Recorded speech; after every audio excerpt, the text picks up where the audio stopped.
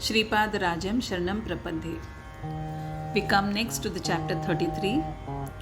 As per Lord Shripad's instructions, Shankar Bhatt and Dharmagupt set out for Pitikapuram. They crossed the river Krishna and reached Panchadev Pahad, a village on the other side of the river. While walking through a jowar field, the farmer of that field invited them to have some fruits and buttermilk. His name was Narsimha Rayadu. The two agreed to accept his hospitality. Narsimha narrated some of the miracles of Lord Shripad he had experienced. He said, "In my childhood, I was very weak and cowardly. My parents had expired when I was a child, and my maternal uncle became my guardian. His wife was a very hot-tempered and a wicked woman. She loved only to be flattered. My uncle was a very rich man and good-natured too, but he was a little greedy. He was also scared of his wife. His daughter Ramani, who was a devotee of Lord Krishna, was so beautiful that every youth in their village yearned to marry her. But she wished to marry me and would pray so to Lord Krishna. Once, a fake sadhu who was a devotee of goddess Kali visited the village. He mesmerized my aunt and threw away the Krishna idol that Ramani would worship. He asked my aunt to worship goddess Kali. He would offer fowl, that is hen or chicken meat, as sacred food to the goddess. He also kept a human bone of the dead and other things related to crematorial practices in our house. He had knowledge about black magic and was trying to use it on Ramani. He converted the entire house into a cremation ground. Ramani used to be completely under his spell and would behave strangely in the middle of the night. Once at night, he came near Ramani and tried to misbehave with her, but she screamed loudly and hit him on his head with a heavy object. The fake sadhu was unable to understand her behavior as he was confident about the effect of his black magic on her. The next day, a Brahmin came to our house asking for bhiksha, that is donation. He had a calm and radiant face.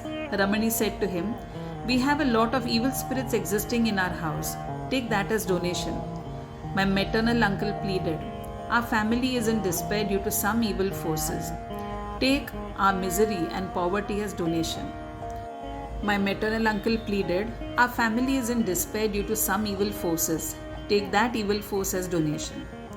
My maternal aunt said, "Take our misery and poverty as donation." I too was present there. I said to the Brahmin at the door, "Swami, I have a piece of silver as an ancestral property. Please accept that as donation." He accepted it. Just then the fake sadhu came there with a human skull in his hand. He asked the Brahmin to accept the skull as donation, but the Brahmin refused. Suddenly a divine light filled up our house and the Brahmin disappeared. Unable to bear the intense light, the sadhu felt as if his body was on fire. My aunt felt the same. My uncle started shivering and Ramani became normal. But I felt a strange energy entering me, which made me feel very positive and strong. The fake sadhu was bleeding from his mouth and all his power seemed to have been lost. The divine light now transformed into a human form. It was none other than the convergence of all deities, the immortal, radiant Lord Shripad Shri Vallabh. He said, "The true qualities of Kali Mata are love, kindness and peace. She never asked for hen or goat meat as sacrifice. In this world, the dead souls can take the form of any god, but they are devoid of the power of that god or goddess. I have been born to protect the righteousness in the world, and this incarnation is a blend of kindness, compassion, peace, love, and many more such qualities." Our house was then sanctified, and the fake sadhu was driven out. By Lord Shripad's grace, my aunt recovered soon. He then performed my marriage with Ramani. All these events took place when Shripad Shri Vallabh was barely 12 years old and lived at Pitikapuram. He also lived in Panchadev Pahad in an illusory form. He had offered me some akshata, which is sanctified rice grains. This will be elaborated in the next chapter.